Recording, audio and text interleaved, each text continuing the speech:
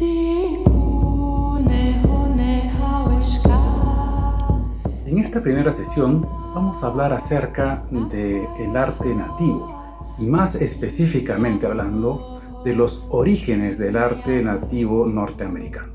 Desde que el Homo sapiens cruzó el estrecho de Bering hace aproximadamente 30.000 años, hubo migraciones que se instalaron en las zonas antárticas. Otras continuaron hacia el sur y, lógicamente, también hubo retornos hacia el norte.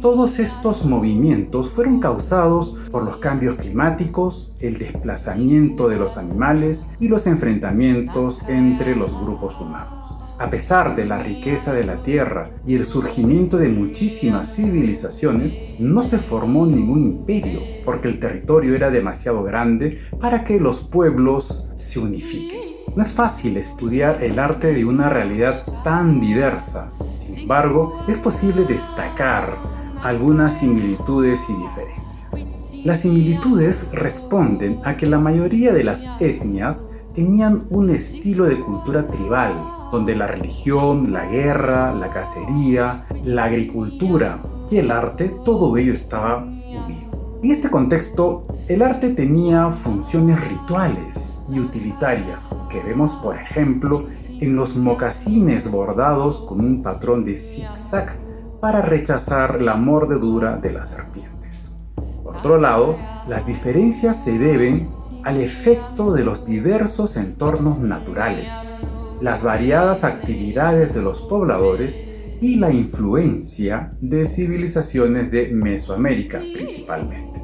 Las etnias nativas norteamericanas son estudiadas de acuerdo a 4 grandes zonas geográficas: la región ártica, la costa este, las llanuras centrales y la costa oeste. Con respecto a la región ártica, la historia empieza por el año 8000 a.C., cuando algunos grupos procedentes de Siberia dieron origen a los Dorset, que vivieron entre el 800 a.C. al 1000 después de Cristo.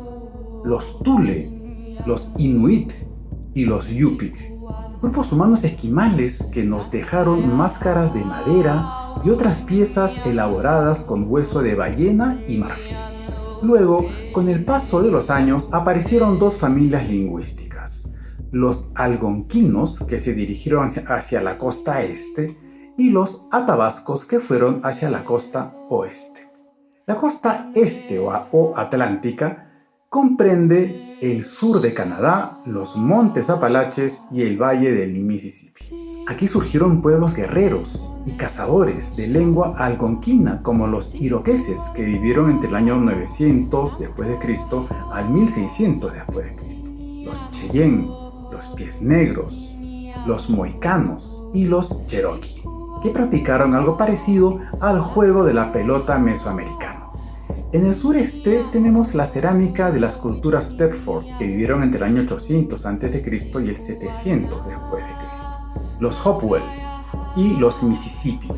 También destacan los túmulos funerarios que evidencian una influencia mesoamericana, entre las cuales mencionamos los de Poverty Point, que más o menos datan del año 700 a.C., o la gran serpiente de la cultura Adena del 700 después de Cristo y los túmulos del monje de los Cahokia. Estos existieron entre el 900 después de Cristo y el 1200 después de Cristo. Todos estos túmulos estuvieron ubicados en la zona del Mississippi. En cuanto al arte textil, están los seminoles de Florida, famosos por sus muñecas y la ropa cosida con retazos. Las llanuras centrales, con sus grandes praderas habitadas por bisontes, se extienden desde el Mississippi hasta las montañas rocosas. Su historia se divide en 4 grandes épocas que están datadas, de acuerdo al tipo de civilización que tuvieron. La mayoría de las culturas fueron nómadas, que dependieron del búfalo, aunque también hubo algunas que practicaron la agricultura. En el año 1000 después de Cristo llegaron del este los Sioux, los Comanches, los Pies Negros, los Pawnee y los Shoshone.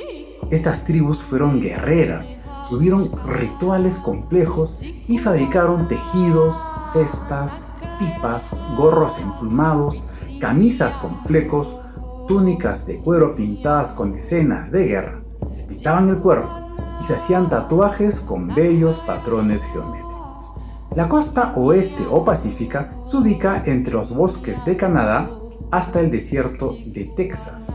En el norte se asentaron los Pahute, los Yuros, los Mailus, los Haida, que destacaron por sus tótems tallados en madera que fueron dedicados a sus antepasados. Entre Colorado y Utah aparecieron los navajos, los apaches y la cultura Fremont, conocida por su cerámica y sus petroglifos. Casi en paralelo, en la zona de Nuevo México se desarrollaron las culturas Mogollón del 700 a.C. hasta el 1250 d.C., los Honokan, los Anasazi, que se caracterizaron por la cerámica, los petroglifos de Newspaper Rock y la construcción de ciudades de barro como Pueblo Bonito y Mesa Verde.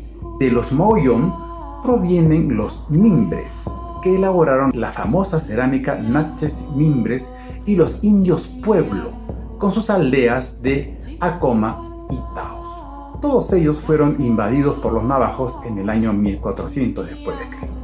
Con la llegada de los europeos en el siglo XVI, se inicia un proceso de colonización que tuvo muchos enfrentamientos y que terminó con la conquista del oeste en el siglo XIX.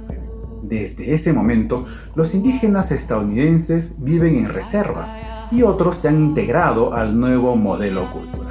Con respecto al arte, el interés por lo nativo empezó con las fotografías de Remington, que vivió entre el año 1861 a 1909, la pintura de Thomas Cole, que vivió entre el año 1801 y el año 1848. Luego, en el siglo XX, hubo muchos artistas como Jackson Pollock, Georgia O'Keeffe y Agnes Martin que buscaron inspiración en dichas expresiones, aunque no desarrollaron un estudio de los diseños indios.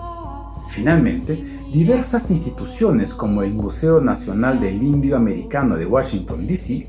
y el Museo de Arte de Nuevo México, entre muchos, vienen dedicando espacios importantes al arte nativo. Muchas gracias.